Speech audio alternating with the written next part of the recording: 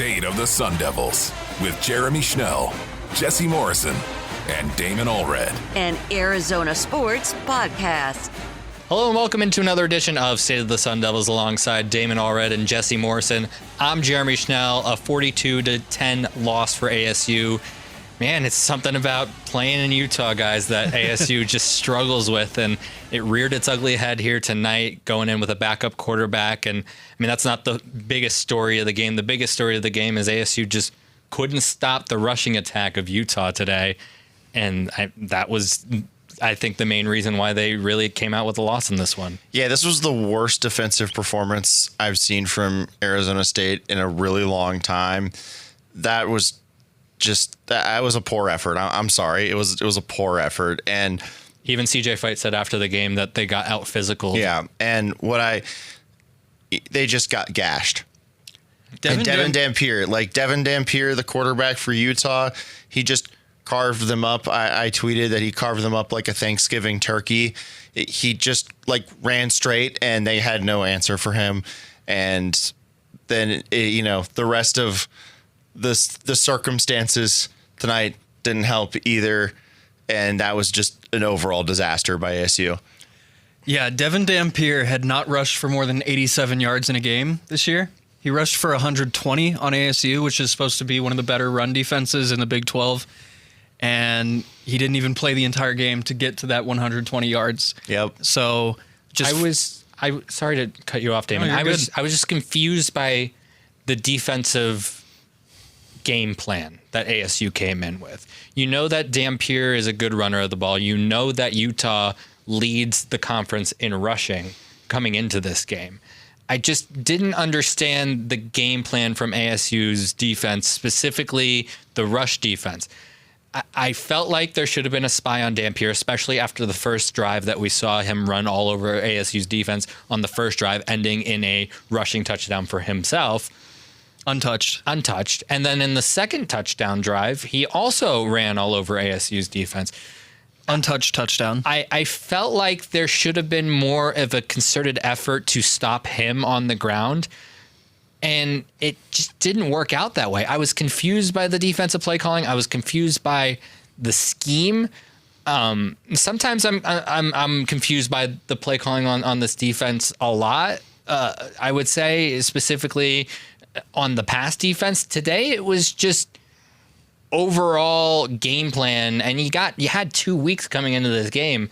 It doesn't make sense to give up 42 points to this Utah team in a game that it was raining the entire time, and you thought it was just going to be an ugly ground and pound game. You knew that they were going to try and run the ball, and you couldn't stop it. I said this as well, and I don't know if there's any truth behind this, but ASU also kind of had a really bad tackling performance and just defensive performance last year against Cincinnati when Sam Leavitt was out. Sam Leavitt was out again for this game, and which took us a while to mention that.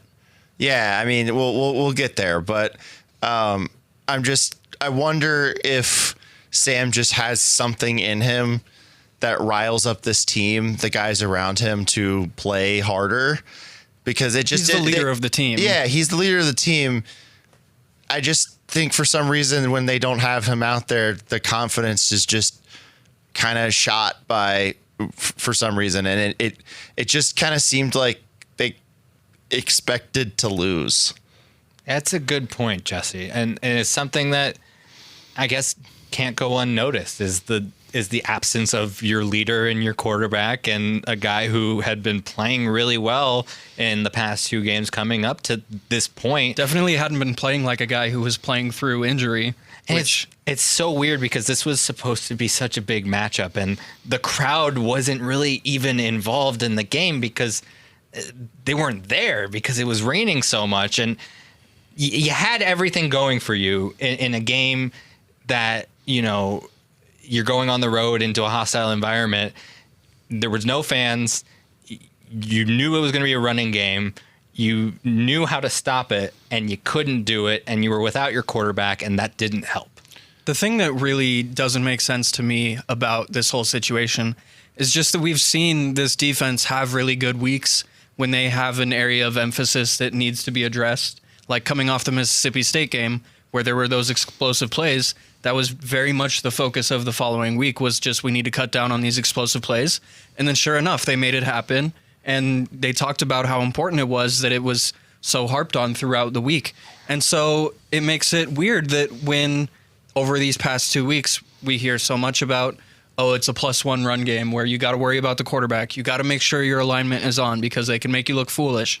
And I mean, right off the bat from that first touchdown, I mean, it looked like Boogie Wilson was a little bit out of position to cover that Dampier kind of crease through the offensive line.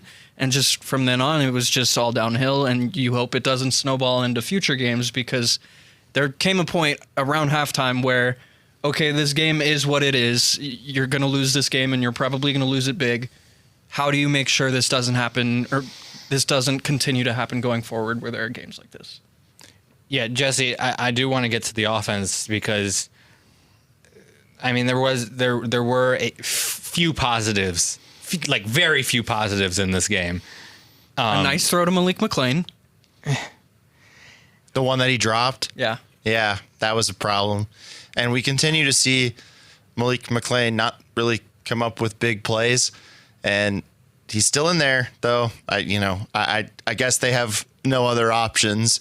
He does have a lot of size, and he is a pretty good blocker. But okay, it was that's notable cool. to me. Jalen Moss got his first two catches as a Sun Devil. That felt notable. That's cool. But again, like your job as a wide receiver primarily, I mean, blocking's important, but your job primarily is to catch passes. And one catch on 5 targets doesn't say that you're a guy who catches passes. Hasn't really done that. Running game. Ia caught a pass? Yeah, running game wasn't great. We didn't see Kyson Brown at all. I don't know if he came in at the end of the game. I know we saw Man come in at the end. Kyson was active for this game. Yep. Didn't come in. Kanye Udo got some carries, and then obviously Raleek Brown. He was okay. Running game just didn't show up like it needed to be. Jeff Sims, he ran the ball okay. Didn't get really helped out by the offensive line. Not the best thrower of the ball. We knew that coming into the game. He was wildly inaccurate in this game, I would say. I mean, yes, but that's what we would expect with Jeff Sims. It was a good plan for a bad situation for Jeff Sims. Yes. And just nothing went right about it at all. Yeah. And I mean, Jeff Sims is who we thought he was, right? We watched. Well, I think the national perception of him still is worse than the actual reality of him. I disagree. I think he is what he is. He has not turned it over in like 200 snaps. He almost did today, though. And he should have a few times. Yeah, and it hasn't happened. I'm not saying he's good. I'm not saying that I'm just saying people need to get off his back. I'm just saying that it's not as bad as the national media makes it out to be. Sure, okay. But he is who he is. Yeah. We know who he is. There's a ceiling, and it's low. I'm sorry. If Sam Leavitt was back there, Jordan Tyson wouldn't have had 7 catches for 29 yards. And so on 15 8 targets. catches for 40 yards. Okay. How many targets? 15? 16 targets. Okay. Yeah, 8 catches. That's like, what? And his first 5 rushing yards a touchdown of catch. his career. It is. Yeah, they had to 5 get yards a him catch. involved in the rushing game because they don't trust Jeff to throw him the ball. Yeah. Jeff threw a couple slants to him, one where Tyson was very close to a first down and he had to turn around because he was going to get lit up at the first down line. So, I mean, it's tough to get your best playmakers involved when you don't trust your quarterback to throw the ball more than 5 yards down the field. And that's what we saw today. Again, we knew that coming into the game. We expected that. But did we, though? I thought that there was a part of me that was still like, maybe Jeff has grown a little bit. Maybe that we'll see a better version of Jeff. And we didn't. It's the same version of Jeff. Yeah, I guess. But he's the same guy he's been for 6 years. It's true. And I disagree with that. Okay. And that's okay, guys. It's okay to disagree. But again, offensive line struggled. We haven't gotten to that yet. The offensive line is really what I want to hit on because they also emphasized the line of scrimmage. They lost Ben Coleman early in the first quarter. Wade Helton was at center for the first time in game as a college player. He didn't have any reps at Iowa State in game. Held his own. His own. And, Jameto Abibo, my goodness. The dude cannot stop getting called for penalties, and it keeps hurting this offense. He tackled Jeff Sims at one point. Yeah. I mean, I just don't know what they're... It's funny when you juxtapose what's going on with ASU right now to what they're going to have to run up against next week in Texas Tech. That's right. And just Texas Tech, the way that they invested in both lines of scrimmage, and that just has not been an issue for them at all this offseason.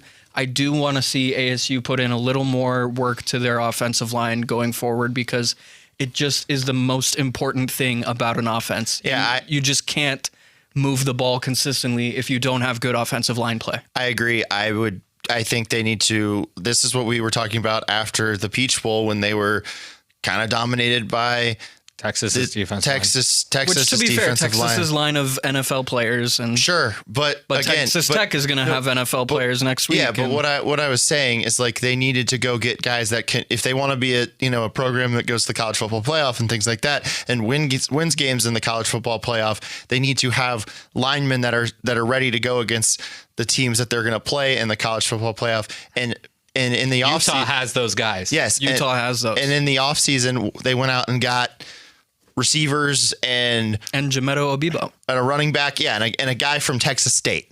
Yeah. So, no offense to And Texas State. Yeah, Wade Helton, who was a backup on Iowa State And was fine today. But again, instead of going out there and getting, because Derek Eusebio has been maybe their second best receiver this year at times, and he was already here.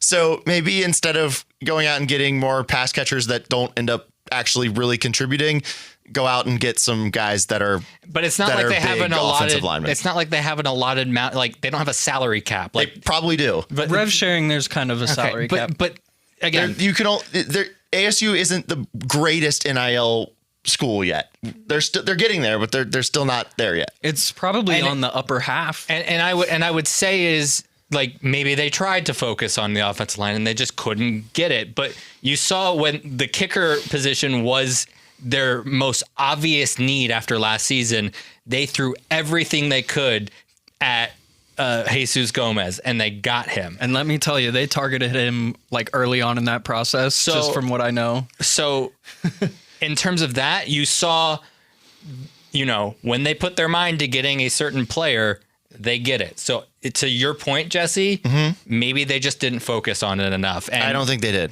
And maybe, that's something that comes back to bite them this season. Man, this cannot snowball from here. They need against the best team in the Big 12 and a top 10 team come next week. One of the best teams in the country. Coming in, both teams might be with their backup quarterback next week. This is a must win game for ASU against Texas Tech. Yeah, they're gonna have to win out now. If they want to make the Big 12 championship, they're gonna probably have to win out. They made it with 2 losses, and it was kind of helpful that teams lost today with them. Iowa State lost, but also now they have a loss to Utah, who now hold the tiebreaker over them. There could be a 3-way tie between ASU, Utah, Texas Tech if all 3 win out and just their only losses are to each other. That could be a fun little situation. Again, after what I saw today and the rushing attack that Texas Tech is going to bring in next week, I think that ASU is probably headed for the Sun Bowl this year. Maybe I don't want to go to El Paso. Maybe the San Antonio. Y'all are thinking way too far ahead. They do have to win 2 more games to get to a bowl game. I'm just looking ahead at the opponents they've got, and they'll beat Houston. We don't know maybe. that. I think they'll beat Houston, and Houston's pretty good. Think they'll beat West Virginia. Other than that, the rest are up in the air. Let's not get too far ahead of ourselves. Damon, as you said, if you're ASU, you don't want this to snowball. I mean, I trust Kenny Dillingham to get the guys ready for next week. Sam Leavitt has to play or they lose. Probably. 100%. Sam Leavitt has to play or they lose. Yeah. We saw what happened tonight. Come on. Yeah, I would say, yeah, probably. I'm being fully honest, transparent here. That's what has to happen. If they don't have Sam Leavitt next week, this is probably going to be a similar result. I tend to agree. What are you looking at there? Oh, I was just checking to see how much Houston beat Oklahoma State by today. 22 points, which is It's the correct thing. not a great win over Oklahoma They State, started actually. down 0-7. Yeah, not great. So maybe they can beat Houston. Guys, you got anything else before we get out of here? Anything that you wanted to touch on? We already touched on Tyson, touched on the offensive line. Secondary is That's fine. The special And teams there was only miscues. one big play that One snap that snapped that shouldn't have snapped. Yeah. That was weird. I got a couple things. The ASU hockey won the icebreaker tournament. There you go. So there's that. That's good. That's a positive. Volleyball and won. then volleyball's been doing great still. And happy birthday to ASU President Michael Crow. It's his birthday today. So There you go. there you go. They had a nice celebration for him in the stadium with the band. The band showed up. That's going to do it for this edition of State of the Sun Devils. Thank you so much for listening and watching. You can find us on all forms of social media at AZ Sports Devils. You can find all of Damon's articles on the Arizona Sports app and arizonasports.com. For Jesse Morrison and Damon Allred, I'm Jeremy Schnell. Talk to you next week.